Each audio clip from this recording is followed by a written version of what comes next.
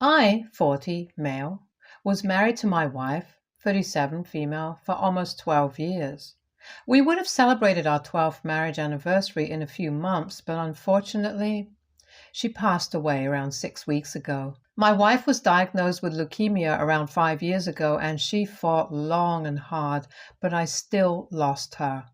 I spent a lot of time with her in these past few years and was her primary caregiver, so I don't regret anything since I know that I tried my very best. My wife was a writer before she passed. She'd written some stories, but it was known to only a very niche audience, so it didn't earn much, which is why she took to ghostwriting and made a load of money. I have a bookstore of my own, and while I'm not as successful as my wife, I still make a comfortable living on my own. In my wife's will, she left me most of her money and assets, which was quite a lot. After settling her medical bills, it came up to around $750,000. She'd left her family with $75,000 as well, but nothing else, and even that seemed way too much for me. The reason was that her family wasn't really very attached to her, and even in her last days, they barely ever visited her in hospital. They would only ever call when they needed money, and she would happily send them whatever amount they said. But I guess while she was in the hospital, she realized that they didn't love her as much as she thought they did, which made her change her will and leave a lot less money to them than she'd initially intended to. Her family included her parents and her two younger brothers, both in their late 30s now. One of them runs their family diner, and the other works at a law firm. Anyway, last week her family dropped by very unexpectedly and said that they had to discuss something urgent with me. I was a little confused since they had barely even spoken to me after the funeral or even while my wife was sick, as a matter of fact, so them just visiting me out of the blue to talk about something important seemed kind of fishy to me. Once they were seated, they brought out a bunch of papers and told me to go through them. They were letters and notices from several people about my wife's debts. And now that they've received word that she's passed away, they need me to clear those debts at the earliest, or else I'll be in trouble. I was shocked, since I didn't even know that my wife had any debts to speak of, since she lived a clean life and, like I mentioned earlier, we didn't need to borrow money. We were comfortable enough to afford the things we wanted or needed, so this whole debt business seemed crazy to me. Her family explained that she'd racked up a lot of debts while she'd been living by herself and still hadn't paid them off even though she had the means to. She told them to keep it a secret from me, but now the debtors were harassing them and they couldn't afford to pay it all off at once since it was all coming up to $100,000 because of the time and interest. I was dumbstruck at that moment, since even though I definitely could pay it all off, it would create a significant dent. And I also found it very hard to believe that someone as meticulous as my wife would refuse to pay her debts off. There was a short period before we met and after she'd moved out of her family home, where she'd been living on her own and hadn't yet made it as a writer yet, that she'd told me about, so that part of the story definitely checked out. She'd even confessed to having a hard time dealing with the bills and said that she'd had to take up several tutoring jobs to be able to make ends meet before her book was finally published, but she never mentioned anything about loans or debts.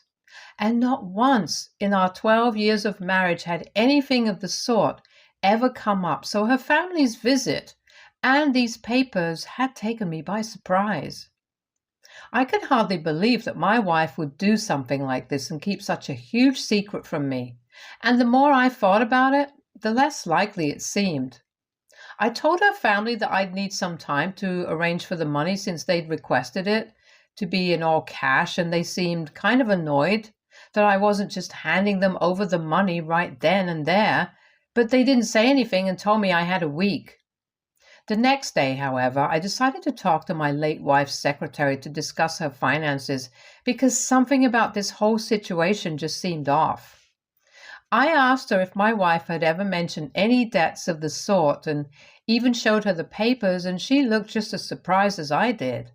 She told me that my wife had absolutely zero debts left to clear before she passed, and so these were news to her. These debtors were all loan sharks as well, so I didn't really have any way to check out if they were legit or not. And so cold documents that I'd been handed were mostly letters about how it would be unwise to try to evade them any longer now that they'd finally tracked us down, and seemed threatening, if I'm being honest. For a second, I thought my best bet would be to just give her family the money and let them take care of it all. But I just couldn't shake the feeling that I was being toyed with.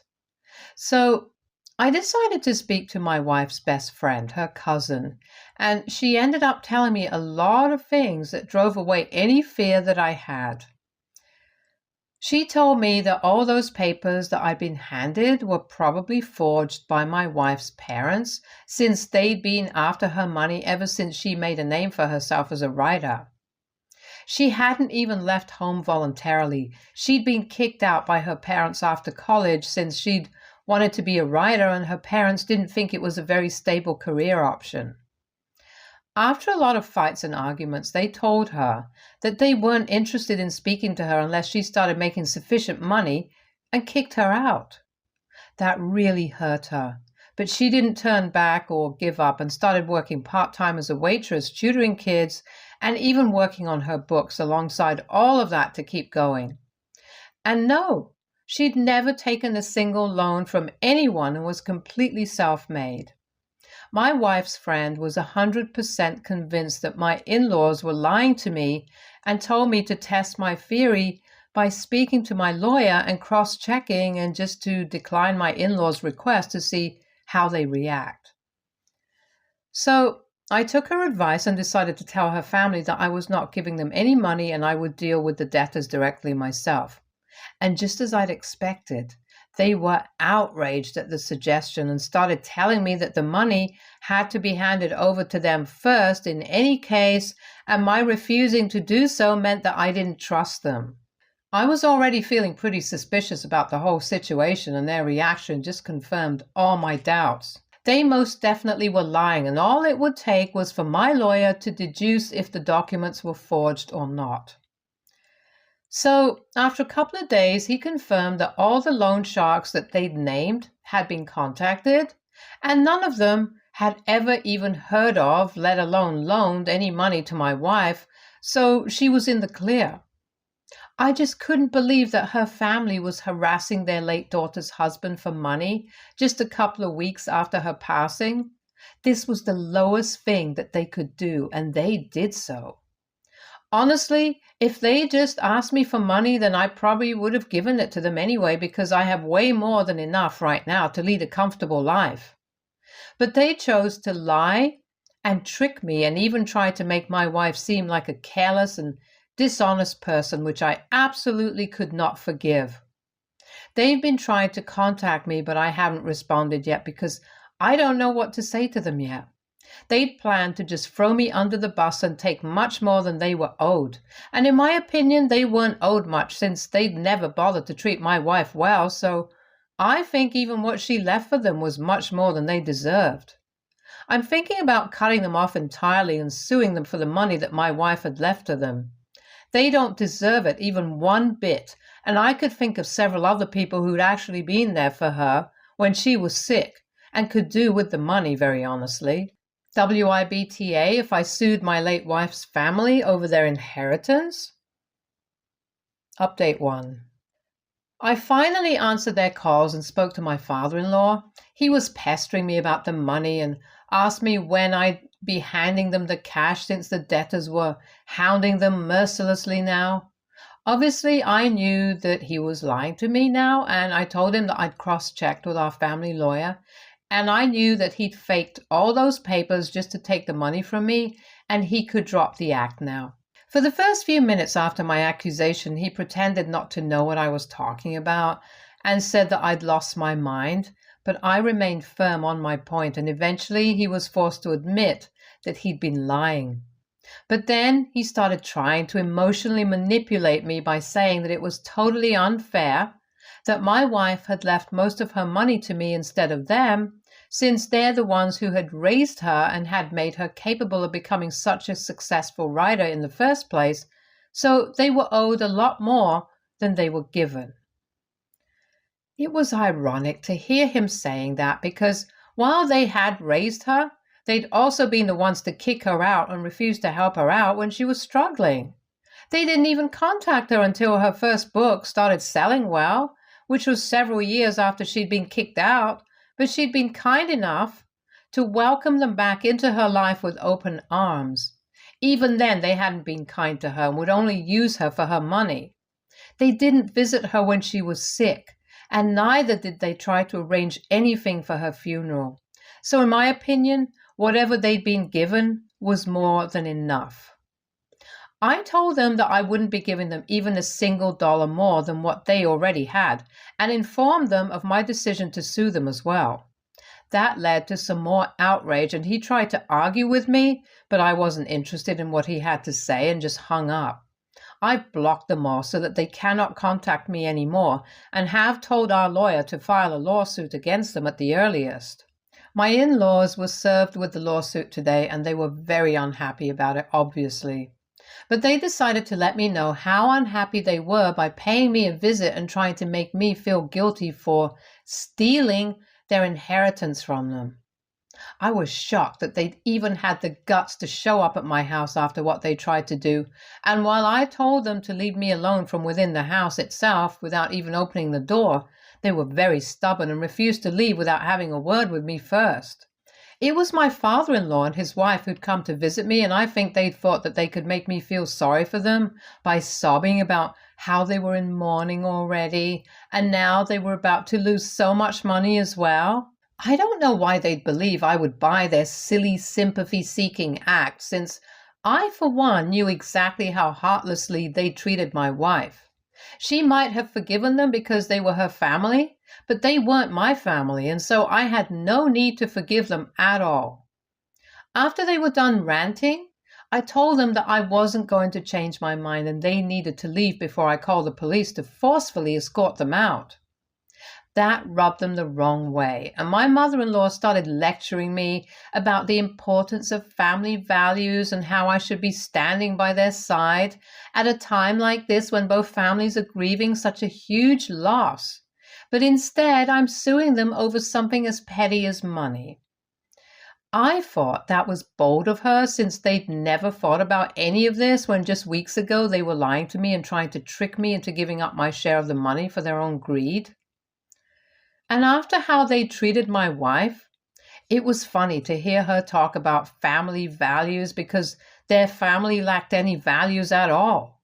I told them to leave once more, or else I really would call the police, and that led to them finally leaving. They were very pissed off by the time they left and told me that I would definitely lose this one, but I didn't care about winning or losing. I was doing this more for my wife than for myself. She'd never tried to put her family in their place because she was just too kind and forgiving, but I am not that person. And moreover, after my wife's death, I don't feel like I have even to try and maintain the facade of a happy relationship with my in-laws anymore. They're nothing more than parasites who were leeching off of my wife's money, and now it's time to make sure they learn what happens to leeches once they're found. I have no regrets about what I'm about to do, and if people find me ruthless, then so be it. Update 3. We had the first hearing today, and it was difficult facing my in-laws in such a formal and legal setting. I did think that my wife wouldn't be happy with what I'm doing, and it probably isn't my place to sue them anyway for her sake, but then I remembered their capacity for cruelty even after her death, and that made things a bit easier. Right off the bat, I brought up the way they tried to extort money out of me through deception and lies, and they didn't decline it. Instead, they owed up to it because then they'd be able to build up to their own emotional sob story. Their lawyer accused me of manipulating their daughter to keep most of her assets and money to myself, while they only received a very small sum.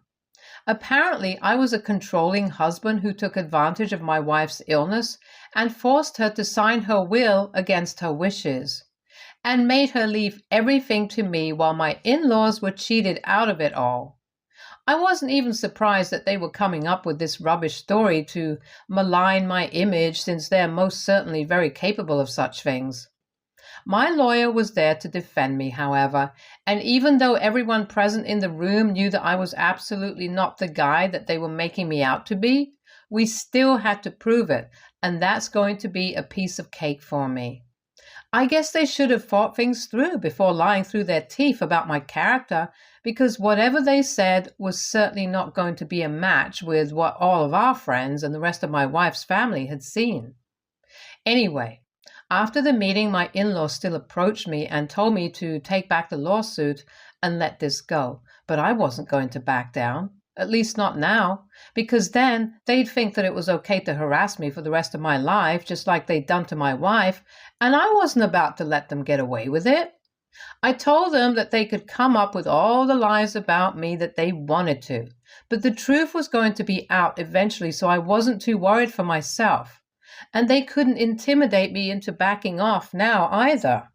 My wife's brothers tried to tell me off for speaking to their parents rudely, but I had no time to spare for these people and just drove off. We'll meet again 2 weeks later, and I'm going to gather all the proof I can to prove that whatever they're making me out to be is absolutely not the case and is just a bunch of lies that they made up to get the money quicker and easier. And I know it's going to be easy for me. Update 4. Only 2 days have passed since the hearing, and today itself my in-laws have started trying to mess with me, but they ended up worsening their own situation. It's almost 7 in the morning right now, and I'd had the craziest night, honestly. At around midnight, I heard some footsteps around my house, but I was really tired, so I dismissed it, thinking that it must have been my exhaustion getting to me, and didn't pay any mind to it and just went to sleep. Only an hour later, I was woken by the sound of glass breaking and the loud thud outside my house, followed by another 2. I was really alarmed and stayed in bed for the next few minutes until I was sure that my neighbors were outside as well. As soon as I heard the hubbub outside, I went out to check what had happened and saw that all the windows of my neighbor's car had been smashed in with rocks that had messages scrawled on them in chalk. It said, "Back off," in white letters, and immediately I knew that this was probably something that my wife's brothers had done. It was hilarious to me that instead of making sure that they were getting the right car, they'd ruined the wrong one. My neighbor was a young woman in her late 20s who had a toddler, and she worked hard, and she'd been excited about this car as well. She'd bought it just a few weeks ago, and now it had been messed up. She was distraught and was sobbing even after the cops had been called, because obviously this was bound to hurt. I explained the situation to her and how my wife's brothers must have gotten the wrong car in the dark. My car was in the garage, but my neighbor usually leaves her car parked in the driveway since her garage was being renovated. I even offered to pay for the repairs right away, but she told me that I need not worry about this in the middle of everything that I've got going on, and said that she'd handle it. Of course, she meant that she was going to press charges against my wife's brothers and make them pay for it, which just made me feel better. She was really sweet about it, thankfully, probably because she'd been good friends with my wife. But anyway, around 15 minutes after that, the police showed up on the scene and we explained everything to them as well. And I even provided the address of the brothers to them. I went down to the police station with my neighbor while another one of our neighbors offered to stay home with her kid, and there we had to wait for around half an hour while they made the arrest. It didn't take too long, even though they tried to resist like fools. They'd been so sure that they had the right car and that I wouldn't dare call the cops on them, that they'd been caught completely off guard once the police showed up and were trying to escape through the fire escape, which obviously didn't work. And even after that, they tried to push aside the officers present and make a run for it. So things were looking pretty bad for them. Once they saw me, they started screaming at me about how all of this was my fault and I'd killed their sister, as if their dramatic outburst was going to help their situation in the slightest. After my neighbor had pressed charges and I'd identified them as the perpetrators, we were free to go. I got home around an hour ago and haven't been able to sleep since then, since I've been pretty stressed out all about this as well. I just want them to leave me alone at this point. Update 5. Hello guys. 3 weeks have passed since I last updated you guys on what was happening, and I'm happy to inform everyone that my in-laws no longer have the $75,000 that they'd inherited from my wife. They had to settle and give it all to me, plus they had to pay my neighbor for the damage they'd caused to her car as well. My wife's brothers got into quite a fair bit of trouble for what they'd done, and it went on their record, which helped me prove my point in court about them being greedy for money and nothing else. Of course, the evidence was stacked against them otherwise as well, so it was no big surprise that they lost the suit. My in-laws haven't contacted me since then, and I'm thankful for that. Good freaking riddance, honestly. Anyway, like I'd said, I had no intention of keeping the money for myself since I was content with whatever I had. Instead, I split the money between all the people who'd actually been there for my wife when she needed it the most. I paid off her secretary with the sum even though she said she couldn't accept it, but I know for a fact that my wife considered her practically family, and it went both ways, so after much insistence, she accepted it as a gift from me. I also sent a bit of money to her cousin, who had visited her every single weekend, even though she lived 2 hours away, but she'd still driven down to the hospital to see my wife and make her feel better about everything. She's a really happy-go-lucky woman, and the only 2 times I've seen her tear up was first at my wife's funeral and second when I handed her the check and thanked her for always being there for us. This whole process was really emotional for me, but I'm glad that I went through with it and did something good for the people who'd been there for my wife. I hope she's happy wherever she is. Stay tuned for more stories from our girl relationships.